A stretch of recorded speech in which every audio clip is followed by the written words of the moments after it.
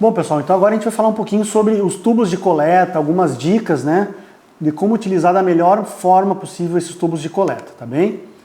Eu gosto de fazer alguns resumos, que fica uma coisa simples, bem explicativa. Então esse é um quadrinho aí que eu tinha colado nas maletas de coleta, depois eu mandei fazer adesivo e eu coloquei nas salas de coleta também, estava no manual de coleta, tá? Onde a gente coloca assim, qual é o anticoagulante, né? Por exemplo, citrato é a tampa azul, então a gente utiliza tubos de 1,8 ou 2 ml, ele vai para o setor da coagulação e o material principal que a gente extrai daí é o plasma citratado após a centrifugação. Okay? A gente também tem os tubos de tampa amarela e tampa vermelha, que não tem anticoagulante, então que são utilizados principalmente para testes que precisam de soro pós-centrifugação, então exames da bioquímica, exames da imunologia. A gente tem os tubos de tampa verde, que a gente tem a heparina, que ele pode ser coletado para gasometria arterial, tá? Tem a seringa, mas também tem os tubos, ok? A gente tem os tubos de tampa roxa, de 2 ml, de 4 ml, de 0,5 ml, que são os tubos pediátricos, para coleta principalmente da hematologia, a gente consegue o sangue total dali. E a gente tem um outro tubo que é um dos mais comuns, o tubo com fluoreto, que é o tampa cinza, que a gente pode utilizá-lo então para coleta de glicemia e também lactato. Algumas técnicas que dosam lactato, elas exigem um plasma fluoretado. Só fazendo um gancho, o lactato é um exame extremamente importante para indicar risco de septicemia em pacientes. Foi muito utilizado agora durante a pandemia aí da Covid como um preditor então aí de risco de morte, o lactato, a proteína C reativa, entre outros exames. Só para fazer um ganchinho aí para a gente relembrar um pouco disso também. Tá? Então, quais são os principais exames que a gente tem dentro da hematologia? Então isso aqui também é legal a gente colocar, principalmente para aquele colaborador novo que está começando no laboratório. A gente tem muitos exames, então é legal ele saber, o que é hematologia, o que é hematologia? O hemograma, o VHS, o grupo sanguíneo, a hemoglobina glicada, né? Então tem alguns exames, então é legal ele saber. Coagulação, TP, TTPA, bioquímica, imunologia, então a gente também traz esse tipo de informação para que o nosso colaborador, na hora que ele precise consultar, eu tenho que coletar troponina, ou eu tenho que coletar lipase, como é que é, onde é que eu coleto, qual o tubo. Deixa tudo escritinho ali para ele de uma forma resumida que vai funcionar bastante. Tá?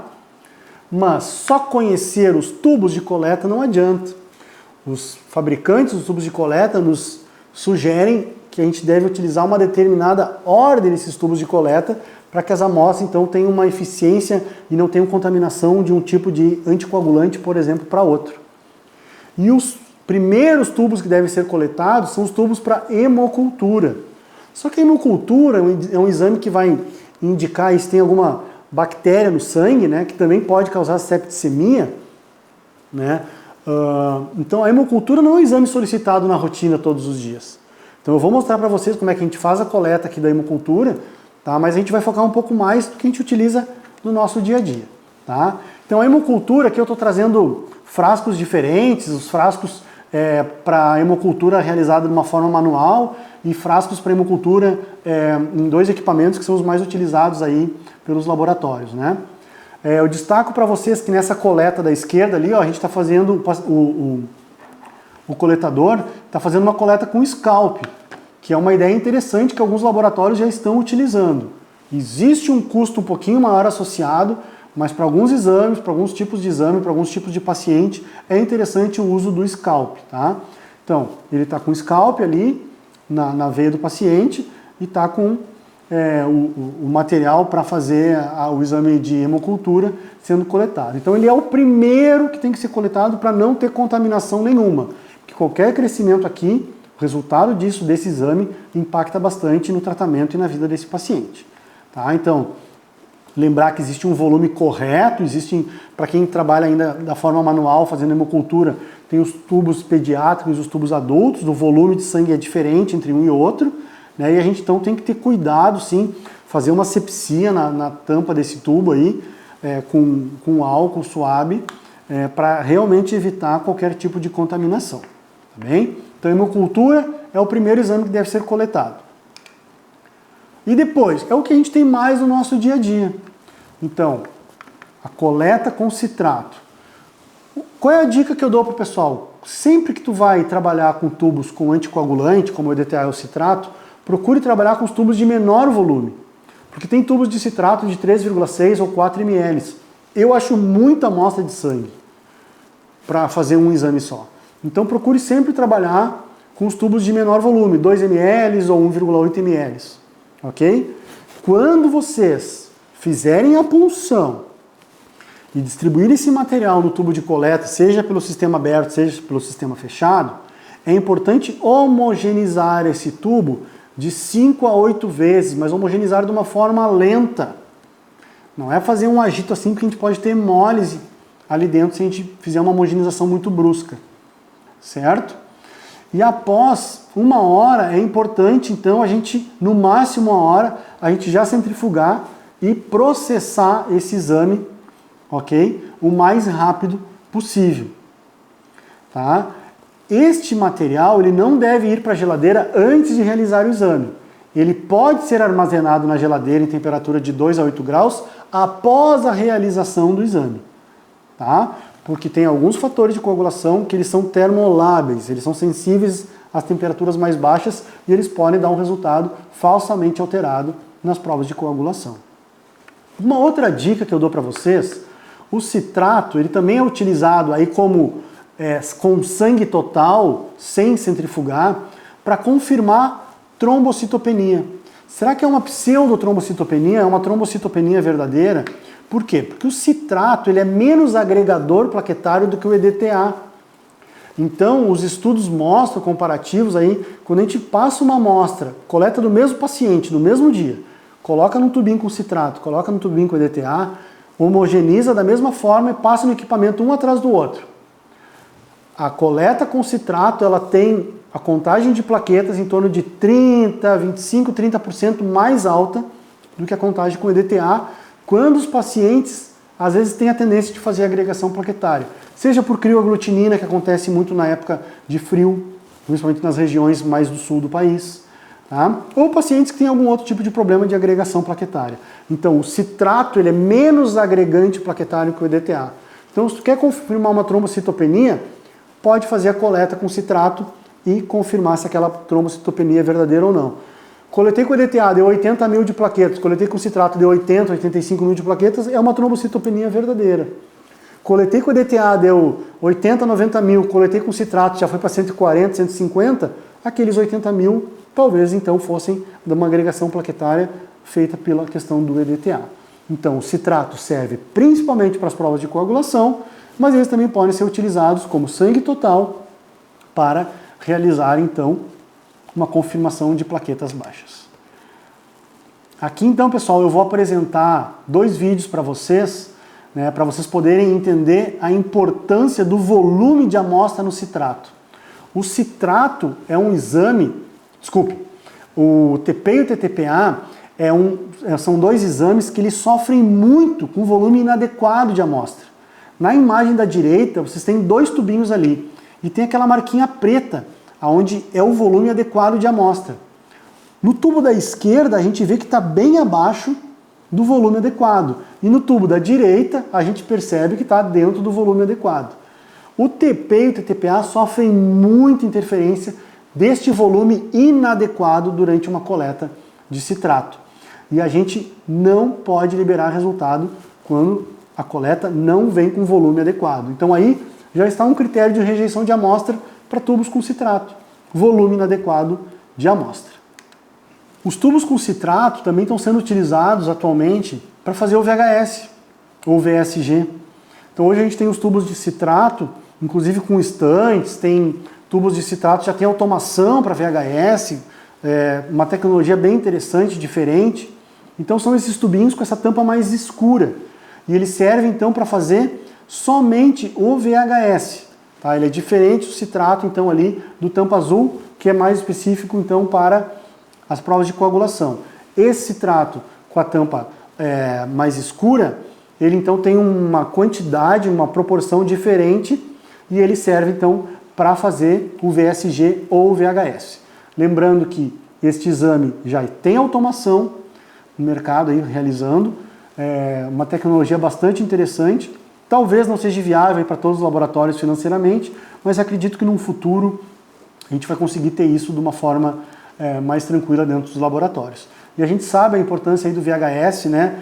Ele vem sendo substituído cada vez mais pela dosagem de proteína C reativa, né? Porque ambos são marcadores de processo inflamatório bastante sensíveis, porém não específicos, mas a PCR vem ao longo do tempo aí substituindo o VHS nessa função de mostrar processos inflamatórios e infecciosos no paciente. Mas ainda temos muito VHS sendo solicitado nos nossos laboratórios Brasil afora. Tá? Os tubos de bioquímica, então a gente tem os tubos de tampa vermelha, a gente tem os tubos de tampa amarela, basicamente esses tubos, né? A gente também tem os tubos de tampa vermelha, que dentro ele tem uma voltinha amarela, e basicamente a diferença deles, aqui eu trago na imagem, é uma coleta do mesmo paciente no mesmo dia. Tá? A gente tem à direita o tubo com gel separador e retração de coágulo.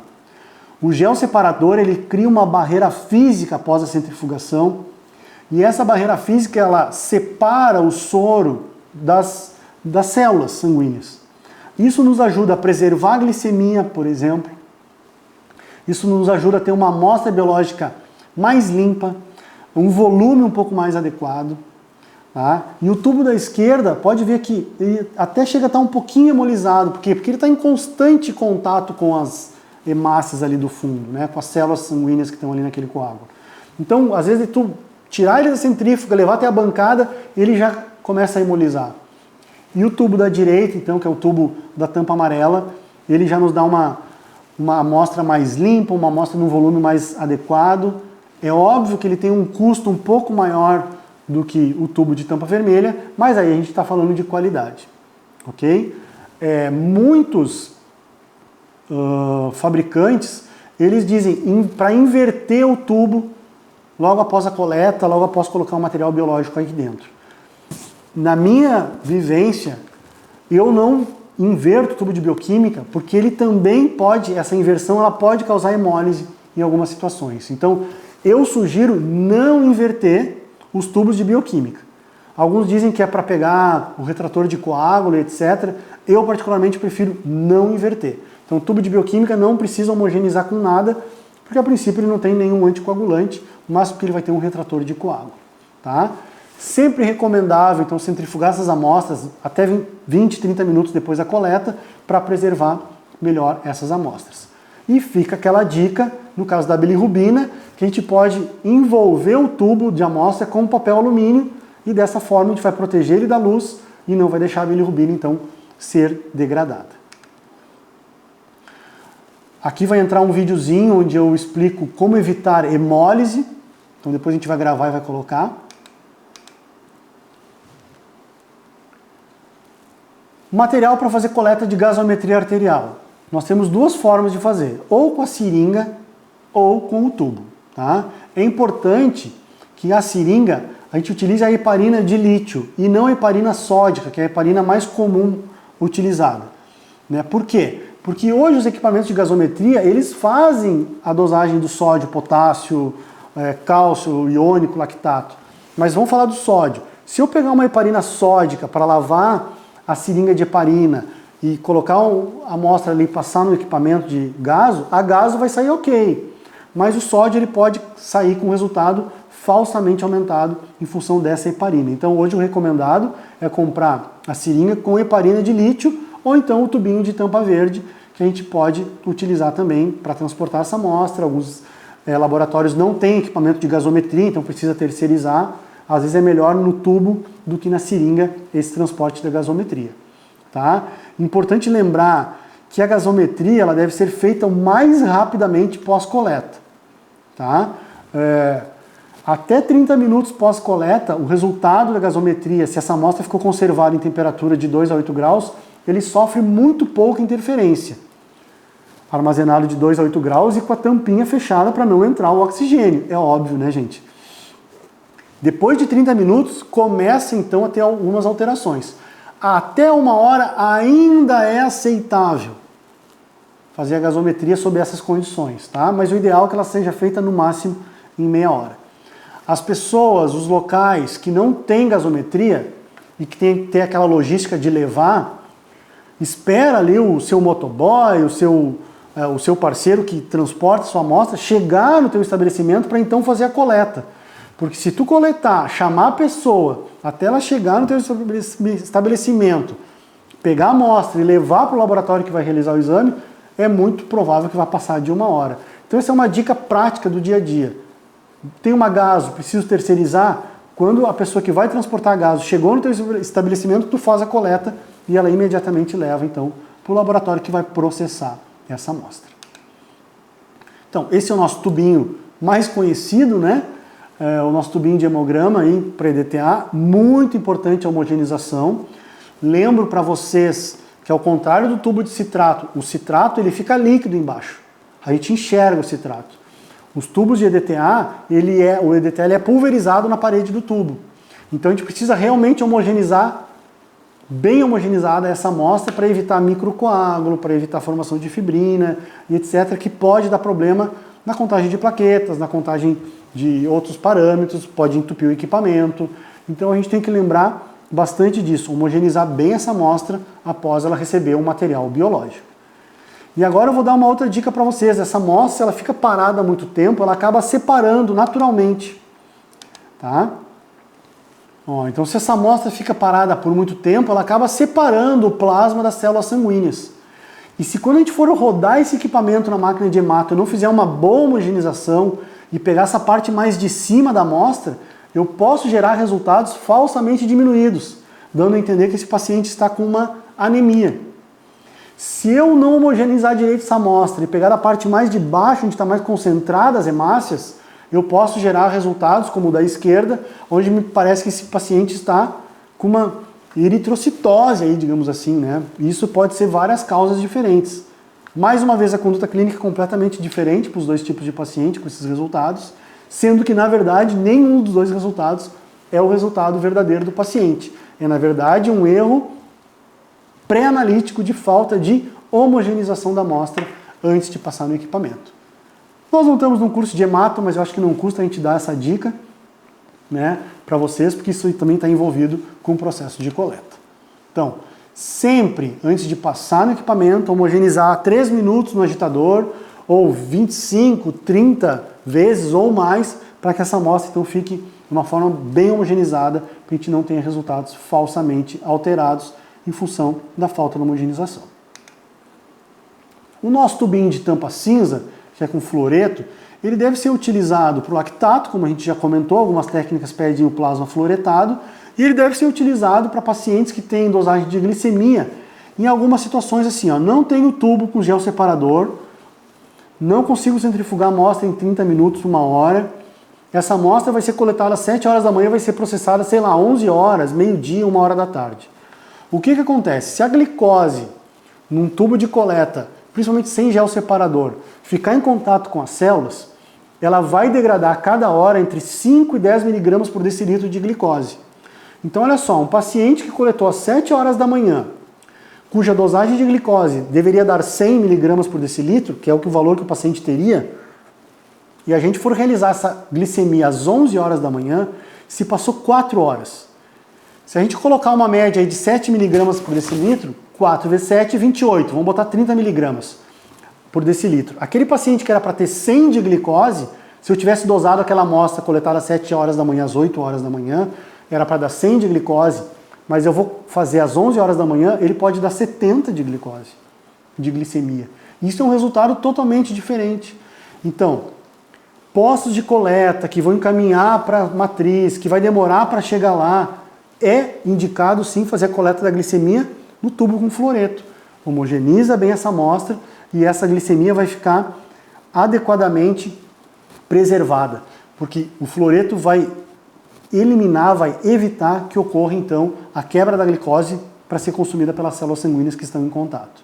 Então, nessas situações é indicado utilizar o tubo com fluoreto. Agora, se tu tiver uma centrífuga no local, tiver um tubinho com gel separador, em meia hora, 1 hora tu vai centrifugar, tu não precisa ter o tubo de fluoreto. Tu economiza em um tubo e tu preserva a glicemia com a mesma qualidade que o tubo de fluoreto, desde que siga essas regras de centrifugar em até 1 hora com o tubo com gel separador. Bom, eu vou mostrar para vocês alguns mini tubos ou microtubos, né? Que a gente chama também carinhosamente de tubos de coleta infantil. Na verdade, a gente tem Os mesmos tubos que a gente tem para todo tipo de material, heparina, soro, fluoreto, EDTA, a gente tem para fazer, então, de uma forma com volume menor. Eu, particularmente, utilizo só o EDTA, que é de 0,5 ml. Não gosto muito de utilizar os outros na rotina, mas o EDTA, ele me ajuda muito, principalmente naquelas coletas onde é mais difícil funcionar a veia do paciente. E não são só pacientes pediátricos que às vezes a gente tem dificuldade. Às vezes pacientes que estão fazendo quimioterapia ou outras situações, a gente tem dificuldade às vezes de coleta num volume maior. Então é importante a gente ter esse tipo de tubo no laboratório que vai nos ajudar a ter uma coleta adequada, com volume adequado, em tubos com menos volume retirado na punção do paciente. Agora, somente saber para que serve cada tubo já não é suficiente. Nós temos uma sequência de distribuição dos tubos, que é hemocultura, depois da hemocultura, citrato, tampa azul, citrato, tampa preta, bioquímica, gasometria, EDTA e glicemia. Esta é a sequência recomendada pela maioria dos fabricantes de tubos. Tá? Desta forma, a gente evita a contaminação de amostra. Por exemplo, o EDTA. De que é feito o EDTA? O EDTA é um sal. K2 ou K3 é EDTA. O K é potássio, certo? Se eu, por acaso, colocar primeiro no tubo de EDTA e depois no tubo de bioquímica e eu tiver dosagem de potássio e eu carrear potássio por causa do EDTA no outro tubo, eu vou ter um resultado falsamente aumentado de potássio desse paciente. Por isso que a recomendação é que seja com citrato de sódio. E por que o citrato? É por contaminação? Nem é tanto por contaminação, mas ele é um exame, o TP e o TTPA que eu vou fazer do citrato, ele é um exame muito sensível ao volume. Se eu deixar para colocar o citrato por último, daqui a pouco eu não coletei volume suficiente e eu não vou colocar o volume adequado no citrato, que é o exame que vai sofrer muito com essa falta de volume correto em relação à quantidade de anticoagulante. Então, esta é uma sequência recomendada pelos fabricantes. Tá? Às vezes é difícil a gente reconstruir isso dentro da cabeça da gente, mas eu tenho que falar para vocês o que é preconizado aí para que a gente tenha a melhor qualidade possível da nossa amostra coletada.